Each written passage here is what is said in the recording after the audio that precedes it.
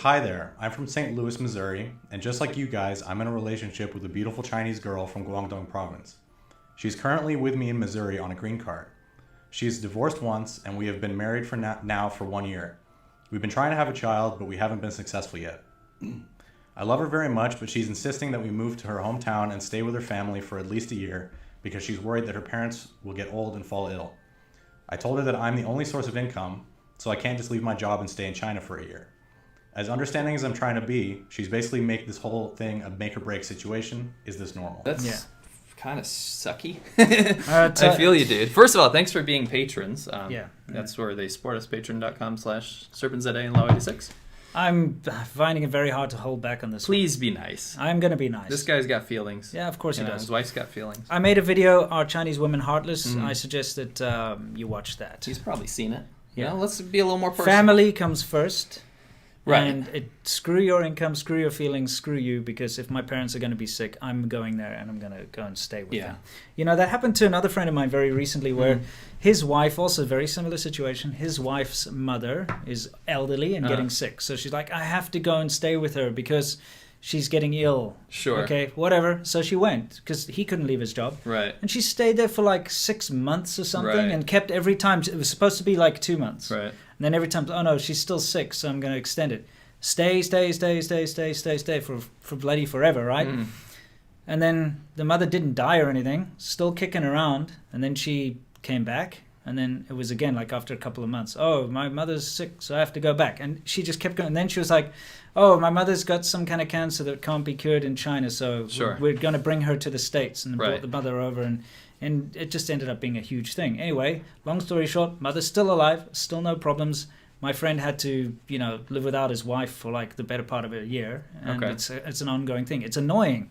And I don't want to sound heartless here because I understand what the family thing is like. Sure. But remember, as a husband, you will take back seat. Right.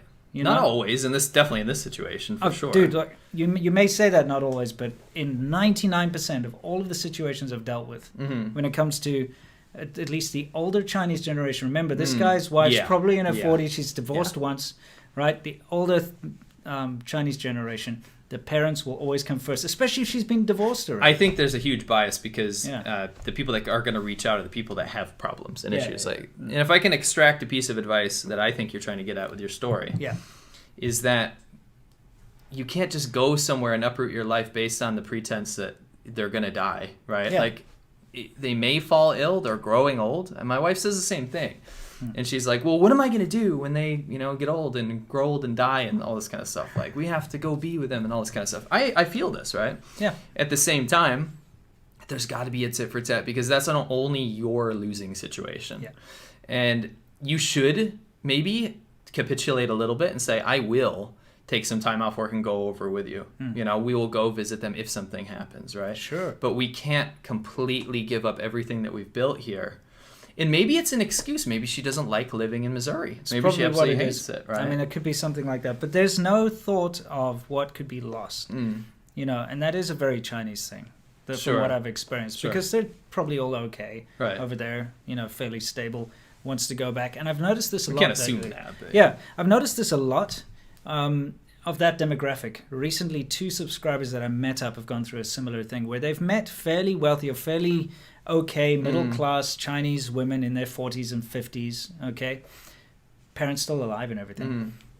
And they meet these American guys. Both of these guys are American. They get married. They want the stability of having a husband because they're divorced, most of them. They already have a kid or whatever, and they need that support. They need a husband in their life, right? But they don't actually want to live outside of China because especially women of that age or men of that age, Chinese men and women of that age, they way prefer China. They find it incredibly difficult to adjust to a Western lifestyle. So if they're not in the thick of it all the time and they don't have their little market they can get their vegetables in the morning and they don't have their family and relatives and the way everything works and the hospital it's a real big hate of change. Yeah, it's about change. And, when you can't teach an old dog new tricks. And I think it goes the other way. Like foreigners absolutely take a 56-year-old foreign guy and stick him in China. And 9 times out of 10, he's going to have a hard time adjusting. It's exactly the same thing, right? And that's just one of the huge pitfalls and caveats of these interracial relationships that with older people that you said. I think it's very important to point out that the younger generation of China is much easier to adapt. Yeah, but even our wives have huge issues. Big problems. Yeah, big huge problems. Issues. I mean, it's a culture shock. I want to, my heart goes out to this guy. It sounds pretty terrible. But I really don't think, and it sounds like it's make or break, but I really don't think there's no room for negotiation. And Absolutely. Just be reasonable. Don't lose your temper. What would you do in that situation? I would go over, right? Okay. I would go over and I would visit, but I would book the tickets for a specific time and say, listen, I'm going to do this for you, but our life is here and you got to make a choice. If you're going to give me this ultimatum, do you enjoy your life here? Do you want to stay here with me? She says yes. Then I'll say, happy to go for a trip. Happy to help out, even financially, if they're going through some problems, right? Sure. That's what I would do. What about you? I would go over for as long as I could take off work. Sure. So reasonable. You do like 2 weeks or whatever you can do, a week, doesn't Sure. matter. I go with her Right. to stay with the parents and stuff, and I'd let her stay on for a month or two, Oh, with stipulation that she's got to come back. If Unless the parents suddenly degrade into Right. like radioactive level cancer or something. Sure. Yeah, Sure.